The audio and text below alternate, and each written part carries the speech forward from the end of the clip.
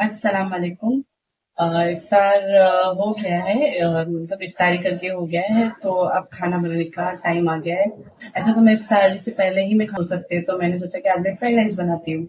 तो fried rice भी बनाती हूँ, पर मुझे आप लोग बताना कि मैंने सही बनाया या नहीं बनाया फ्राइड राइस। कमेंट में मुझे बताना, और अगर नहीं बनाया है तो कैसे बनाते हैं, और अगर बनाया है तो प्लीज मुझे फॉलो कर लेना।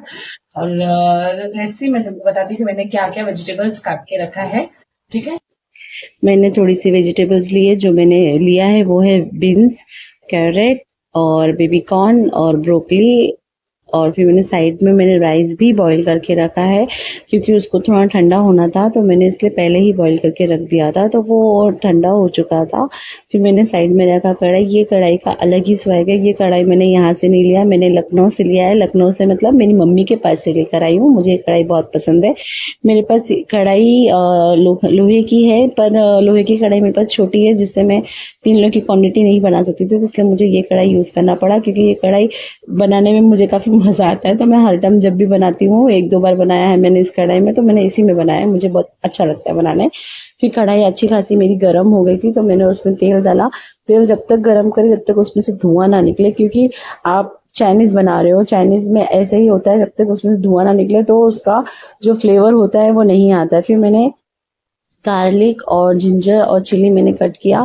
फिर तेल गरम हुआ तो मैंने उसमें जिंजर, गार्लिक और चिली डाला। डालने के बाद मैंने जो मैंने वेजिटेबल्स थे वो मैंने उसमें डाला। वो थोड़े से तेल में पकने के लिए रखा, क्योंकि थोड़ा सा क्रंचनेस आना चाहिए वेजिटेबल्स में। उसके बाद मैंने उसमें सॉल्ट डाला। सॉल्ट मैंने अभी इसलिए डाला थोड़ा सा, क्योंकि जो वेजी होती है वो सॉल्ट में अच्छे से पक जाती है और अच्छे से मिल जाती है, तो इसलिए मैंने सॉल्ट डाला। उसके बाद मैंने ब्लैक पेपर डाला। ब्लैक पेपर चाइनीज़ में होना बहुत ज़रूरी होता है, क्योंकि ब्लैक पेपर का अलग ही स्वाद रहता है चाइनीज़ के लिए। तो मैं ये फ्राइड राइस में हमेशा ऐसे ही बनाती हूँ, बट आप लोग मुझे बताना कि मैं सही बना रही हूँ या नहीं बना रही हूँ। और उसके बाद मैंने उसमें राइस मिक्स किया। राइस के बाद राइस के ऊपर मैं नमक विनीगर डाला। विनीगर डालने के बाद, क्योंकि राइस में विनीगर सॉसेस जो भी होते हैं ना, वो राइस में डाला जाता है। मैं वेजी में नहीं डालती हूँ, क्योंकि वेजी में डालने से जो वेजिटेबल का जो कलर होता है ना वो फीका पड़ जाता है। मतलब जैसे जो उसके कलर्स होते हैं ना, वो फ्राइड राइस में से उठ के दिखना चाहिए। अगर आप सॉसेस वेजिटेबल्स में डाल देते हो ना, तो उसके कलर डल हो जाता है और अच्छा नहीं दिखता, तो इसलिए मैं ऐसे ही डालती हूँ। फिर मैंने उसमें डाला रेड चिली सॉस, फिर उसके ऊपर डाला मैंने ग्रीन चिली सॉस। फिर मैंने उसको पकाया। पकाने के बाद मुझे थोड़ा सा बाउल में निकालना था, क्योंकि मेरी सासू माँ जो है वो वेजिटेरियन है, वो नॉनवेज नहीं खाती। और इरफान को मुझे देना था एग के साथ, तो मुझे उनके लिए अलग से निकालना था। फिर मैंने साइड में एग भी पकाया। एग पकाने के बाद मैंने राइस में मिक्स करने के लिए डाल दिया, और फिर मिक्स करने के बाद थोड़ा सा मैंने उसमें पकाया, ताकि जो एग का फ्लेवर है ना वो राइस में आ जाए।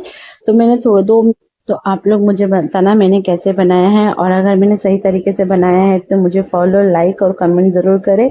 अल्लाह हाफिज़।